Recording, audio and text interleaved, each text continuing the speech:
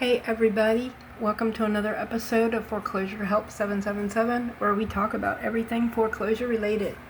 And this is my private Facebook group, and you're welcome to join us. If you're going through foreclosure or you need help with yours, you can certainly join us. We help each other fight foreclosure. That's what we do.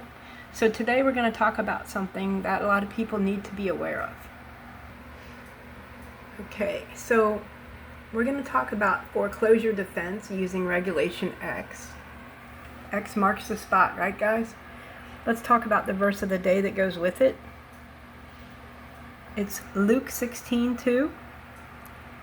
And it's, the master called him in and asked, "What is this? I hear about you. Give an account of your management, because you cannot be manager any longer." And this is basically Jesus' parable illustrating the consequence of mismanaging entrusted resources. What's that have to do with Regulation X, you might wonder? Well, this has to do with loan boarding, servicing transfers, payment histories is Regulation X. So for an example, with my loan, when I was going through foreclosure, it was Countrywide Home Loans to Bank of America, to Green Tree, to Ditech, to Aquin, to PHH Mortgage, to New Res, to ShellPoint, to Onity. Servicing transfers are very real, and many people who have been in their homes and fighting foreclosure have seen the same kind of pattern, going from servicer to servicer. So we need to know what kind of issues that this creates when they transfer your loan like that many times, and how you can use this in your foreclosure defense. Okay, so foreclosure defense cases are often misunderstood. Many people focus only on the show me the note, securitization theories, or internet myths, but real foreclosure disputes frequently begin somewhere else. The servicing file under 12 CFR 1024-33, mortgage servicing transfers. That is something y'all need to look into, because when a mortgage loan transfers between servicers, records can break, balances can change, payments can be misapplied. Let's look at that for a second. If you Google, you can go to the Cornell Law School, and it'll tell you about 12 CFR 1024-33, mortgage servicing transfers. And at the top you can see where it came from. Title 12, Banks and Banking, Chapter X. X marks the spot, Consumer Financial Protection Bureau, Part 1024, Real Estate Settlement Procedures Act, or Regulation X as I call it. Subpart C, Mortgage Servicing Transfers. Okay, and they explain exactly what matters here if you go through and read these paragraphs. I'm going to try to make it easy for you to understand, so we won't go through it here, but you should really know what the consequences of them not following the rules are, so that you can argue your side of the story in court, especially if they have screwed up, which a lot of them have.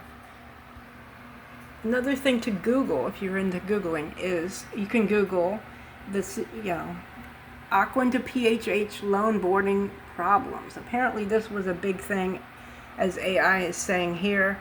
Borrowers whose loans transition from Aquin loan servicing to PHH mortgage, which is now part of Onity Group, have frequently reported serious boarding issues. Common problems include lost or misapplied payments, botched escrow account transfers, and disruptions to existing loss mitigation agreements or loan modifications.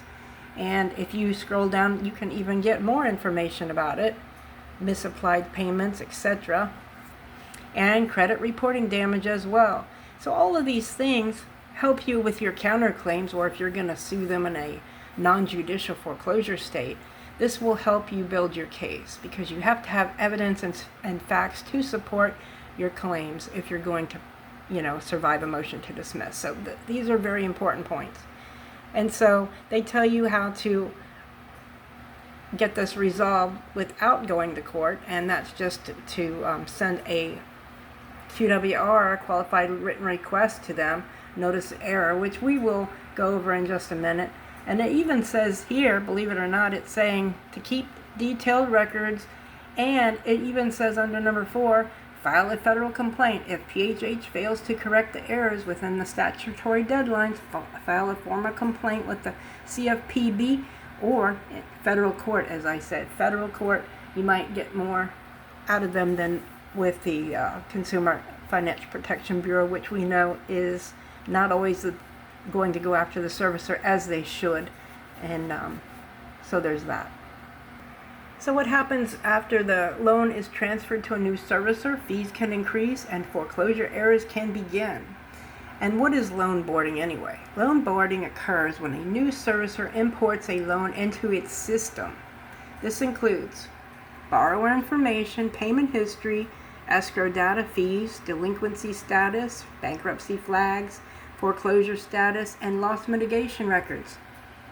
If the loan is boarded incorrectly, which we do know that PHH had a huge problem with boarding loans from previous servicers, the balance may be wrong, the default date may be wrong, the escrow may be wrong, the reinstatement may be wrong, and the foreclosure figures may be wrong.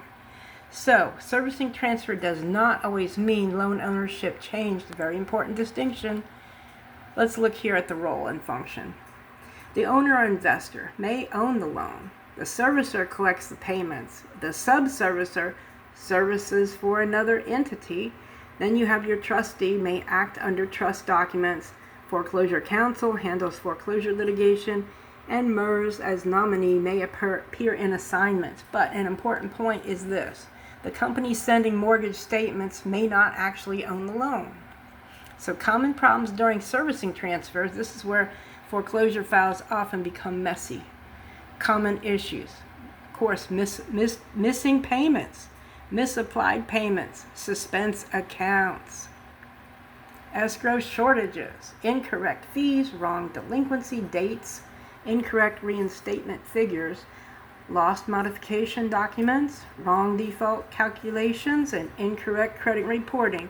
What is a suspense account anyway? A suspense account is a temporary holding account where a servicer places partial or disputed payments. Problems can arise when payments sit in suspense too long, payments are not applied correctly, or fees continue accumulating while funds remain unapplied. And that is a common problem, guys. That happened with my foreclosure problem. It happened with other people's. This is why I say this is very important, because this is happening a lot. This can affect delinquency calculations, foreclosure figures, and credit reporting. Regulation X and servicing transfers. Under federal servicing transfer rules, an old servicer generally must send transfer notice before the transfer, and the new servicer generally must send notice after the transfer. So you get a goodbye letter and a welcome letter. And guys, these are very important letters, so you want to keep these letters in a real safe place for when you do sue your lender. You have them you attach as an exhibit. These rules are governed by Regulation X 12 CFR 1024-33, the 60-day transfer protection rule. Federal law generally provides for 60 days after servicing transfer, a payment sent to the old servicer on time generally cannot be treated as late by the new servicer. That matters because wrong late fees, negative credit reporting, or foreclosure activity may stem from the transfer period mistakes. Yes, it happens more than you would believe. Documents homeowners should request. Audit the transfer request. In other words, you want to get this information from your servicer. Servicing transfer notices, payment histories, escrow analysis, suspense account records, fee histories, corporate advances, modification records, foreclosure referral dates, notices of default, notices of acceleration, and sale notices. All these are very important things to have, guys. This is your evidence. Real foreclosure work is document work. Obtain a complete history and build a spreadsheet. Your column should be payment due date, payment received date, payment amount, payment applied to principal, amount applied to interest, and amount applied to escrow. Separate columns should also show for miscellaneous fees or anything else suspicious, like a suspense account. This is where you can identify errors in payment applications and more. If you plan on suing the bank, you have evidence to support your claims. Questions that matter. The strongest foreclosure questions are often simple. Was the loan boarded correctly? And these are also questions that the judge will be asking himself after you file your complaint. Was the loan boarded correctly? Were payments misapplied? Did the old and new payment histories match? Were fees lawful? Was escrow calculated correctly? Was loss mitigation pending? Was the default accurate? Was acceleration proper? Did the servicer comply with Regulation X? Notice of error. Under Regulation X, borrowers may submit a notice of error to dispute servicing mistakes. And examples include, again, payment application errors, escrow errors, transfer mistake, fee disputes, inaccurate balances, and foreclosure-related servicing errors. If the loan is boarded wrong, everything after that will be wrong. Compare your payment spreadsheet with the mortgage amortization table so you can see if the payments were correctly applied. More often than not, you will see discrepancies. You'll see the wrong balance, the wrong discrepancy, the wrong fees, the wrong escrow, the wrong default date, the wrong reinstatement amount, wrong payoff quote, wrong foreclosure referral, wrong credit reporting, wrong everything. Now understand this.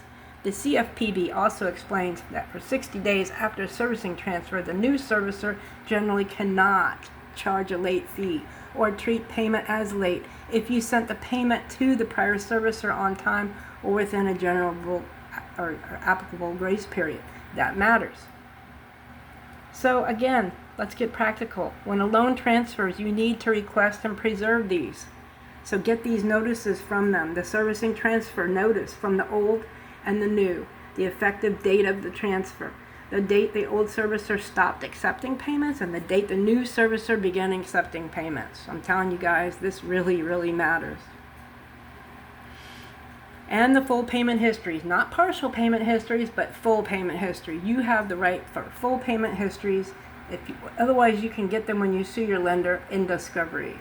If they don't want to give them to you or they're keeping it from you, that tells you something. Anyway, so all these things are real important, guys. You want to get your escrow analysis statements as well, your suspense account records, fee history, corporate advances, loss mitigation history, foreclosure referral date, all notices of default, acceleration and sale, and any bankruptcy or probate flags on the account. If you've gone through Chapter 13 bankruptcy, this is where a lot of problems occur because they're not set up for bankruptcy payments incoming from the bankruptcy trustee, so you're going to see a lot of misapplied payments going into suspense if your loan transferred in the middle of Chapter 13 bankruptcy. That is a given. So again, the questions are, did the new servicer board the loan correctly, or did they carry over the wrong balance? Did they miss payments? Did they misapply partial payments? Did they lose trial modification documents? That's a big one. They always seem to lose those. Did they ignore pending loss mitigation?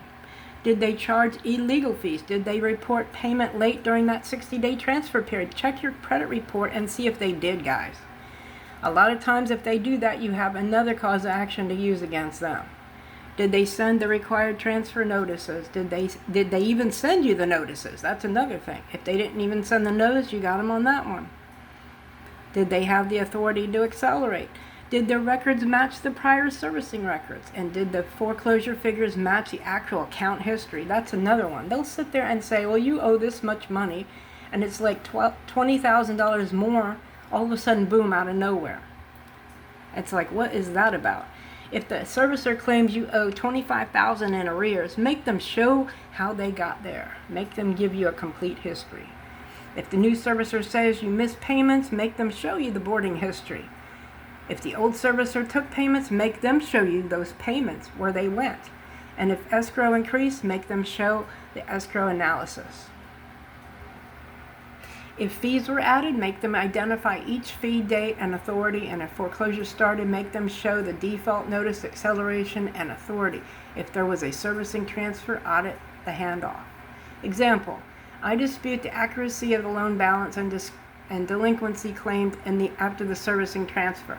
Please provide the complete payment history from the prior servicer, the loan boarding records, the transaction history showing how each payment was applied, all suspense account records, fee history, escrow analysis, and the basis for the claims of default. This is how you build the record. And understand this too. A servicer mistake can create defenses, damages, delays, correction, loss mitigation rights, credit history disputes, and challenges to the foreclosure figures. This is why serious people focus on records. Okay guys, that does it for today's episode. I hope this was informative, and if you have any questions or comments, you can leave them below. And as always, everyone, have a blessed day.